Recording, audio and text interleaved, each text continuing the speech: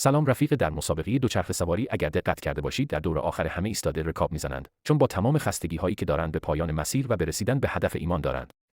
در مسابقه دو و میدانی در دور آخر همه شرکت کنندگان گام های بلندتری برمیدارند، زیرا به اختلاف ثانیه ها در پایان مسیر و جابجایی مدال ها و رتبه ها ایمان دارند. در فوتبال در دقایق آخر تیمی که به برد نیاز دارد، حتی دروازه‌بان اون هم برای کمک به تیم به محوطه جریمه حریف میآید، زیرا نتیجه خیلی از مسابقات در دقایق آخر مشخص میشود. برای رسیدن به هدف همیشه موانعی وجود دارند. دائم میشه افراد یا شرایط میخواهند جلوی شما را بگیرند. تا در مسیر موفقیت توقف کرده و از ادامه حرکت باز بمانید، به نمونه‌های زیر توجه کنید. میلتون با وجود اینکه نابینا بود، مینوشت. بتهوون در حالی که ناشنوا بود، آهنگ میساخت. هلن کولر در حالی که نابینا و ناشنوا بود، سخنرانی میکرد.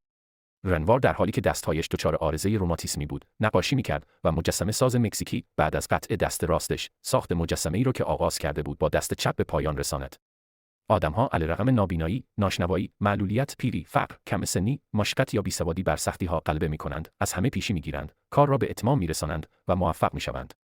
به خودتون نگاهی بکنید. دور آیا شرایط شما از اینها بدتر است، یا به هدف رسیدن برای شما غیر ممکن‌تر است، یا نواختن برای فردی ناشنوا؟